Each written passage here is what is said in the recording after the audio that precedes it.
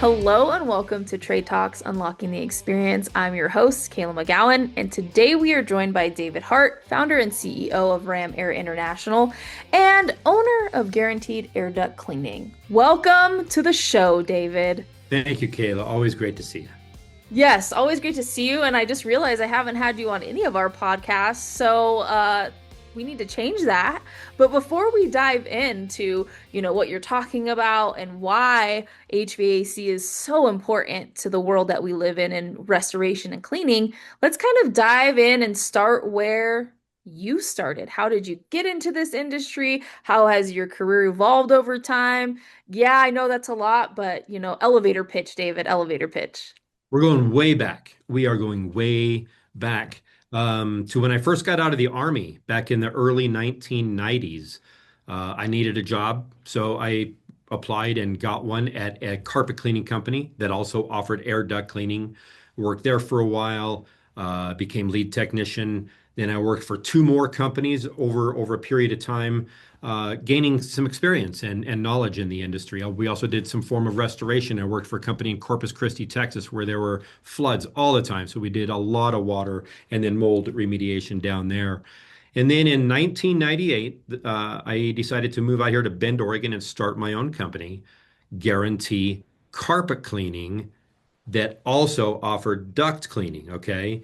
And I really busted my butt to do a great job carpet cleaning. I wanted to be the company in town that offered the best service, best quality, and all that. And I invested in some duct cleaning equipment, and in a short period of time, I'm like, because your brain it thinks differently once it's your company. Okay, Yeah. uh, quality means everything, everything. And so I'm realizing, you know what? I don't feel very good about this. I don't like the quality of the HVAC cleaning that I'm providing my customers, that I'm building such a great reputation with quality carpet cleaning. So I decided to get out of it. I said, I'm just not going to offer it. I'm just going to do carpet cleaning. And then that voice spoke to me, that 8-year-old voice. Because if you were to ask me when I was 8 years old, what are you going to be when you grow up? I'm going to be an inventor.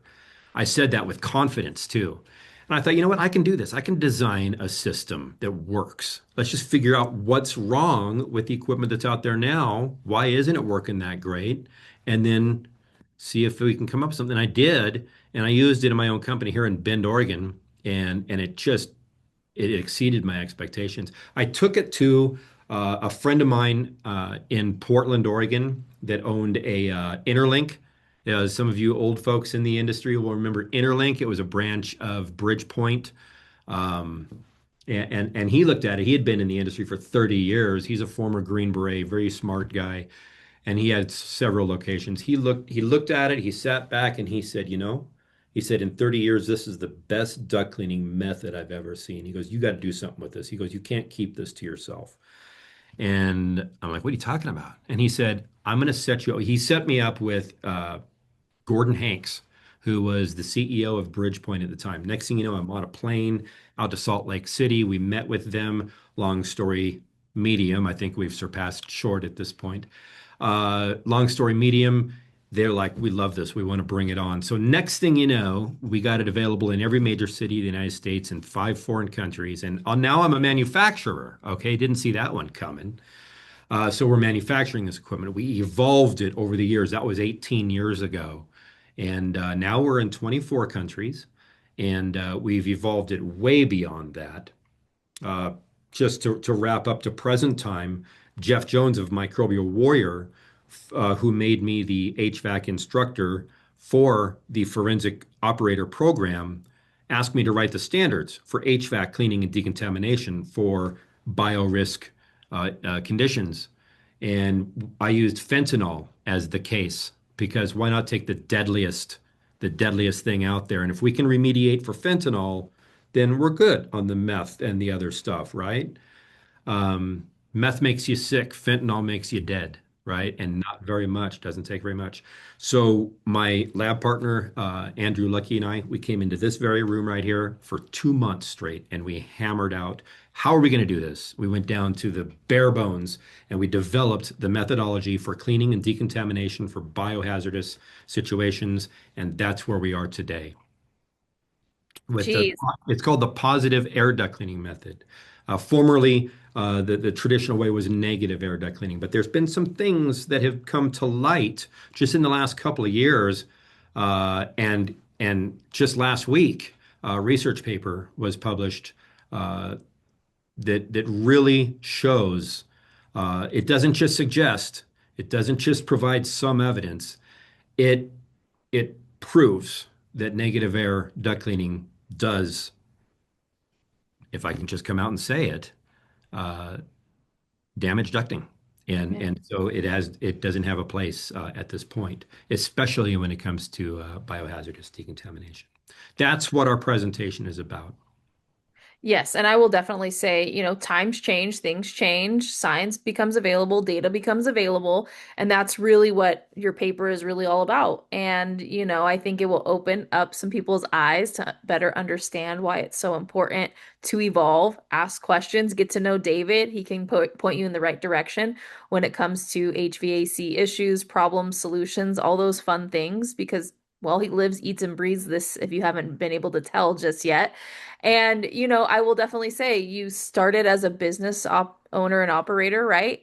And then you became, to your point, your 8-year-old dream, an inventor. Now you're in a manufacturer and you're an instructor and you're an industry expert. You're all these things, right? You're also an expert student. I know you're always learning and evolving as well. So, for those of you who did not know David, I hope that you really took in where he started and where he is now and where he will continue to grow. With that being said, you did mention your two businesses and what they do for the industry. Three businesses. I'm so It's three sorry. now. Yes, three. Goodness, I need to go back to math school. Your three businesses.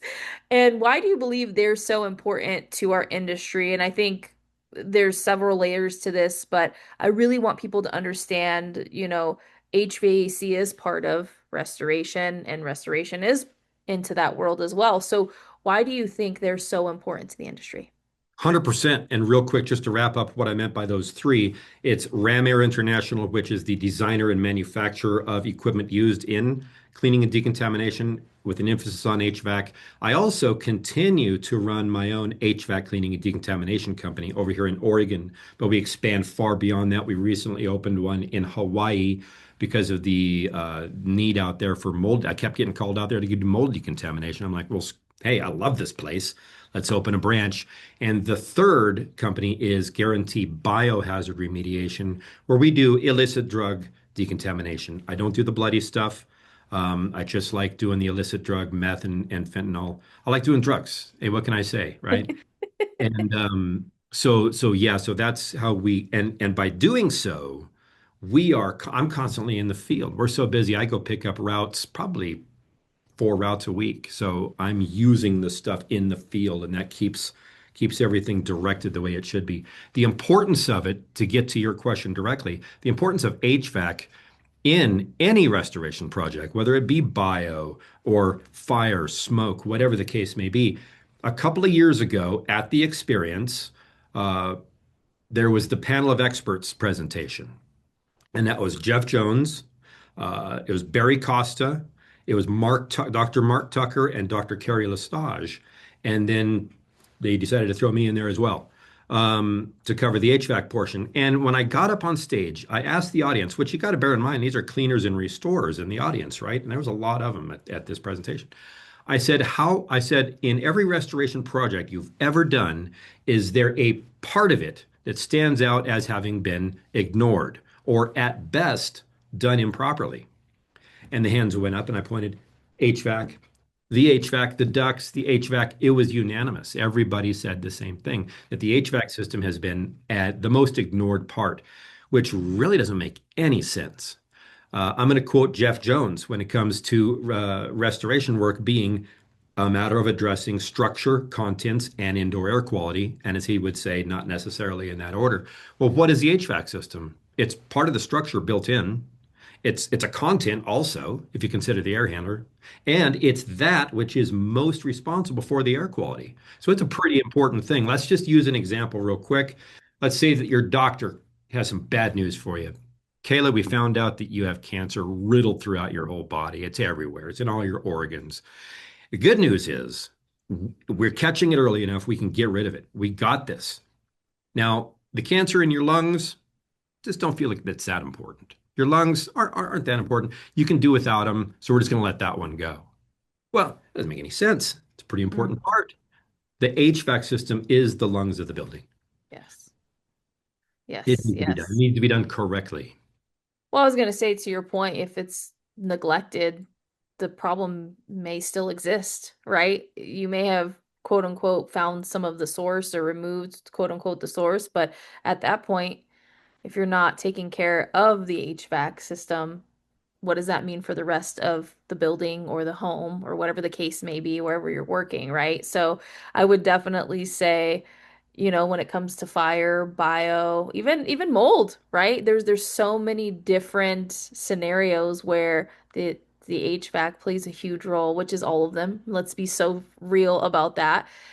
We need to really understand the role that it plays in our day to day. And if unanimously everybody said that that was the one thing that's neglected, obviously it needs to be talked about and reinforce that, hey, you should be including this in your scope of work, regardless of the project, and here's why, right? So, with that being said, what are some of the key takeaways that you hope the attendees take away from your session? Sure. Well, that would be the big one right there is first to just identify the importance. And as a case study, I mean, we're doing this all the time. Now, since we're the ones that wrote the standards for this, we really have this down. We get called all across the country. We did a mold decontamination recently at a government building in Lexington, Kentucky. Did another one in Florida. Like I said, I get out called out to Hawaii all the time. Well, there was a prison here in Oregon last year. Right now, last year at this time, I would be at that prison because we were doing a meth decontamination of the entire structure. Why? Because the evidence area, because the police station was attached to the jail, okay, and it was a pretty good sized jail. And in the middle there, they had the evidence room. So evidence that got seized would go in there. Now, the meth, it was poor handling of meth. That's why I'm not going to say what police station. I don't want to embarrass anybody, but the methamphetamine was laid out on a shelf or whatever the case may be, and not even covered. Okay. And right above that was the return duct, the part that the duct that sucks the air Sucks up everything into the up. air handler. And these have rooftop air handlers. Okay. So here we got this meth that's off-gassing, and all that's getting sucked up into the return and then carried and blown out through the supply ducts of the prison. Now there's more than one air handler in this prison. It's a pretty good sized place. So the next return would pick it up and then blast it through that network of supply ducting, and so on and so forth. So that we actually ended up cleaning, decontaminating not just the HVAC system, which was in itself quite a deal. And at our presentation, I'm going to be showing some slides of that. It's pretty cool. It's like a forensic files episode. And then we also had to decontaminate every square centimeter of that entire prison as well. I know that prison better than I know my own home at this point. Wow, that's intense and insane, but it also shows Mhm. how one quote unquote mishandling incident could affect an entire building.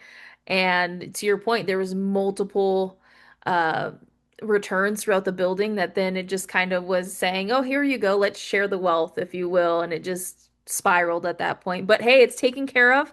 And now they're taken care of. Hopefully they won't make that same misstep again in the future, or hey, job security for you. You can go back and handle their needs. So, with that being said, you've attended the experience, you spoke at the experience, you've been an exhibitor at the experience. Why do you think someone should attend the experience, whether they've been there before or not? I tell you, I've been going to the experience for 18 years and I've never missed a year ever since the first one. The first one blew me away. And it's so much more now than it was then. And I'm like, you got to be kidding me. If you're even remotely into your cleaning and restoration career, man, it's like freaking Disneyland. It's just so cool. It's all the new stuff, all the people that you hear about, the people that you talk to sometimes in social media or whatnot. It's awesome. Um, so yeah, I would definitely go for for multiple reasons. If you want to buy the newest equipment that's available, you usually get a deal. Sometimes they have specials at the different booths. You want to learn something. Man, they have presentations one right after another. You can look at the thing and say, okay, I want to go to this one, want to go to this one. The top people in the industry in the world are speaking on this stuff.